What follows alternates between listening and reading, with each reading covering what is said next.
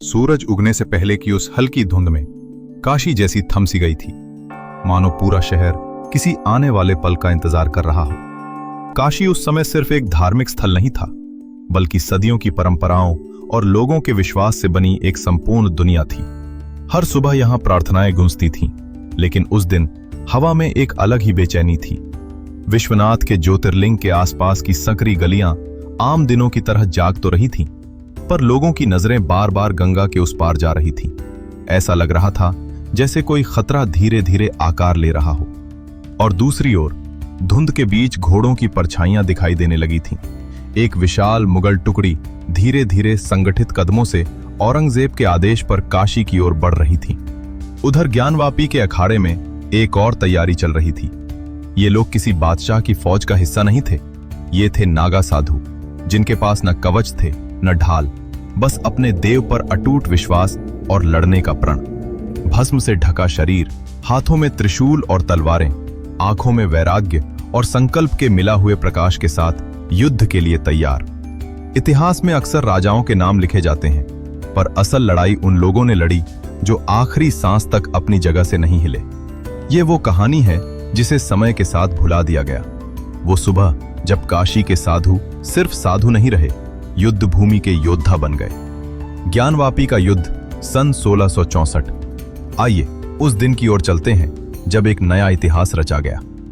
युद्ध शुरू होने से पहले यह समझना जरूरी है कि वो दुनिया कैसी थी जिसमें ये लड़ाई होने वाली थी। एक दुनिया जो राजनीति, धर्म और साम्राज्यों की महत्वाकांक्षाओं से बनी थी। 17वीं सदी के बीच में औरंगजेब के समय मुगल साम्राज्य अपनी ताकत के शिखर पर था। उनकी नीतियां इतनी सख्त थीं कि हर प्रांत में उनका पूरा नियंत्रण रहता था। लेकिन इस ताकत का असर उन लोगों पर भी पड़ रहा था जो दरबार से दूर थे। धार्मिक संस्थाएं, खासकर हिंदू मंदिर, अपनी महत्वता की वजह से निशाने पर थे। कई मंदिरों पर कर लगाए गए, कुछ तोड़े गए और विरोध करने वाले पुरोहितों को सजा या कैद झेलनी पड़ी। नए मंदिरों का निर्माण रोक दिया गया। कुछ हिंदू त्योहारों का सार्वजनिक उत्सव भी प्रतिबंधित कर दिया गया। मंदिर, जो अक्सर स्थानीय प्रशासनिक केंद्र के रूप में भी काम करते थे, साम्राज्य की योजना में रणनीतिक बिंदु बन गए। 1663 तक गैर मुस्लिमों पर जिज़्या कर फिर से लागू करने की तैयारी चल रही थी और अधिकारियों ने पहले से ही जनता का मूल्यांकन शुरू कर दिया था। इन नीतियों ने हिंदू समुदायों में असुरक्षा और तनाव पैदा कर दिया। पवित्र स्थलों को खोने का डर, सांस्कृतिक स्वतंत्रता का नुकसान और सदियों पुरानी परंपराओं पर आक्रमण की भावना तेजी से फैल गई। इस बढ़ते तनाव के केंद्र में काशी खड़ी थी। यह शहर सिर्फ आध्यात्मिक रूप से ही महत्वपूर्ण नहीं था। यहां प्रतिष्ठित श्री काशी विश्वनाथ ज्योतिर्लिंग स्थित था। रणनीतिक रूप से भी इसका खास महत्व था। काशी में किसी भी तरह की हलचल क्षेत्र में प्रभाव डाल सकती थी, अन्य धार्मिक केंद्रों को संकेत भेज सकती थी और भक्तों में भय उत्पन्न कर सकती थी। औरंगजेब की कार्रवाइयों की खबर तेजी से फैल गई। व्यापारी भीड़ भाड़ वाले बाजारों में फुसफुसाने लगे। पुरोहितों ने चिंतित नजरों से एक दूसरे को देखा। घाट, जो आमतौर पर सुबह की प्रार्थनाओं से शांत रहते थे, अब हल्की बेचैनी की लहर महसूस करने लगे। मंदिरों पर निगरानी रखी जा रही थी। स्थानीय नेता चिंतित हो गए और मुगल बलों की जबरदस्त कार्रवाई की अफवाहें गंगा की धारा से भी तेज फैलने लगी। यहां तक कि नागा साधु, जो आमतौर पर सांसारिक मामलों से दूर रहते थे, महसूस करने लगे कि एक तूफान आने वाला है। शहर जैसे अपनी सांस थामे खड़ा था। आने वाले दिनों में इसका भाग्य हमेशा के लिए बदल सकता था। यह कोई साधारण टकराव नहीं था। यह विश्वास, धैर्य और साहस की परीक्षा थी, एक शक्तिशाली साम्राज्य के सामने।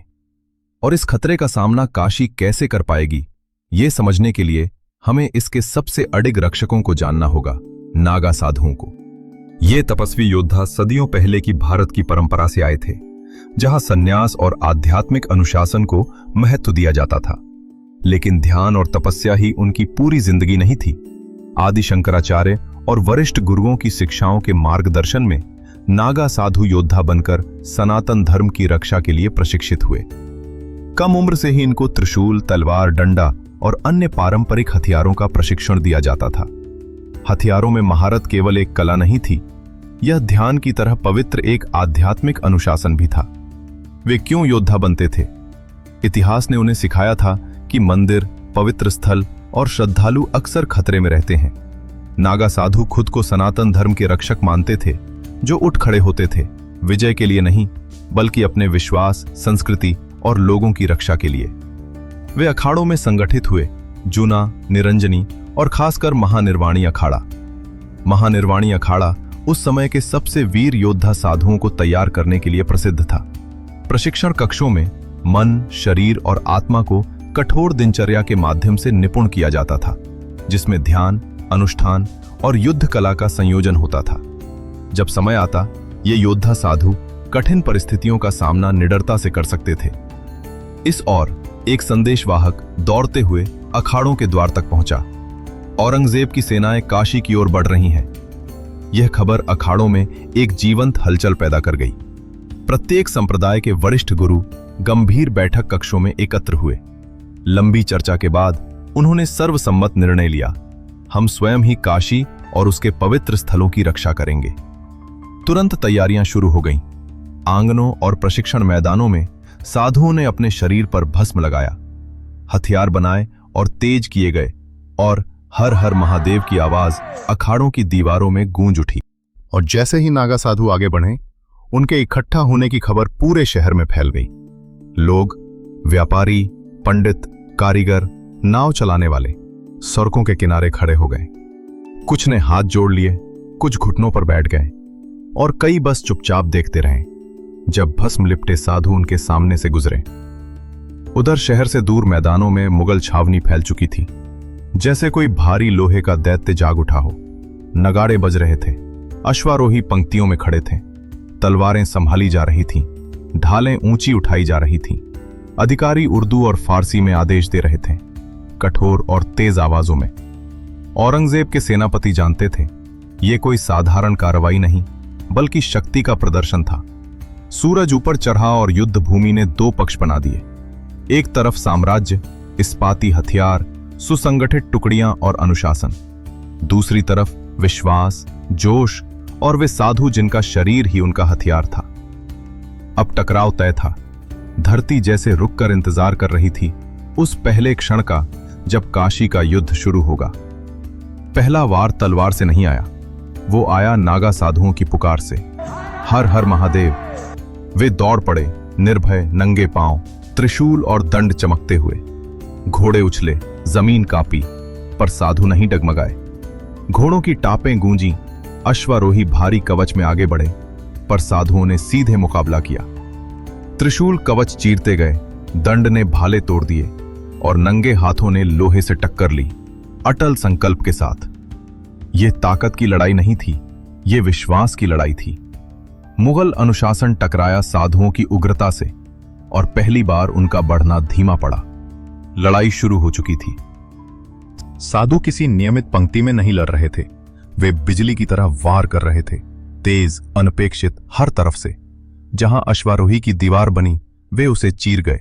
जहां ढालों की कतारें बनी, वे अचानक टूट पड़ते। उनकी आवाजें स्वयं युद्ध का शंख बन गईं। हर हर महादेव। कुछ हथियारों से लड़े, कुछ मुक्कों से, कुछ उस जोश से जो प्रार्थना जैसा था। उधर मुगल अधिकारी चिल्ला रहे थे, तीर छोड़े जा रहे थे, भाले भिड़ रहे थे, ढाले में तलवार की टकराकर गूंज रही। लेकिन फिर भी एक बात साफ थी, साधु भूमि या बदले के लिए नहीं लड़ रहे थे, वे धर्म और आस्था के लिए लड़ रहे थे। मुगल सेना ने और जोर लगाया। भारी पैदल सैनिक, ढालधारी, तीरंदाज, वे साधुओं को संख्या से दबाना चाहते थे। पर जब भी एक साधु गिरा, दो उसकी जगह आ गए, और उस समय काशी के मंदिरों में घंटियां बजने लगी, मानो शहर स्वयं उनके साथ खड़ा हो। वे अकेले योद्धा नहीं थे, वे एक साथ थे, एक सांस, एक शक्ति, एक हृदय की तरह। भस्म लिपटे शरीर एक साथ चल रहे थे, उनका नारा गूंज रहा था, उनका साहस बढ़ता जा रहा था। अंतिम टकराव में यह व्यक्तिगत वीरता नहीं, सामूहिक साहस था जिसने लड़ाई का रुख बदल दिया। धीरे धीरे मुगल पंक्तियां टूटने लगीं। पहले एक अश्वारोही पीछे हटा, फिर एक पूरी पंक्ति डगमगाई, फिर डर फैल गया। एक अनुशासित सेना घबराकर भागने लगी। आक्रमणकारी रुक गए, फिर टूट गए और अंत में भाग खड़े हुए। जब आखिरी मुगल सैनिक काशी से हटे तो मैदान शांत हो गया। हर हर महादेव की गूंज हवा में तैर रही थी। नागा साधु चिल्लाए नहीं, वे बस खड़े रहे, सांस धीमी, आंखों में विजय नहीं, भक्ति। उन्होंने नाम के लिए नहीं लड़ा, उन्होंने जमीन के लिए नहीं लड़ा, उन्होंने काशी के लिए, धर्म के लिए और एक दूसरे के लिए लड़ाई लड़ी। सूरज ढल गया, आकाश लाल हो गया और उसकी रोशनी भस्म पर ऐसे पड़ी मानो कोई पुरानी अग्नि फिर जीवित हो उठी हो। जैसे स्वयं काशी पुरातन और पवित्र अपने रक्षकों को प्रणाम कर रही हो। अगले दिनों में इस युद्ध की बातें घाटों पर, मंदिरों में, लोगों की बैठकों में सुनी गईं। कहानी नहीं बल्कि जीवित स्मृति की तरह। समय बीता, कथा धुंधली होने लगी। स्मृति से कहानी बनी, कहानी से दंत कथा, और फिर वह दंत कथा भी भुला दी गई। पर किसी कहानी का लोगों की जुबान से उतर जाना उसके मिट जाने जैसा नहीं। हां, यह कथा आम यादों से ओझल हो गई, पर इसकी गूंज अब भी जिंदा है, काशी की आत्मा में। शाही दस्तावेजों में दर्ज नहीं, बल्कि मंदिर की चौखट में, गंगा के जल में और प्राचीन मंत्रों में छिपी हुई। और शायद यही सच्ची स्मृति है जो जोर से नहीं बोली जाती, पर शांत रहकर शहर के दिल में सदैव धड़कती रहती है।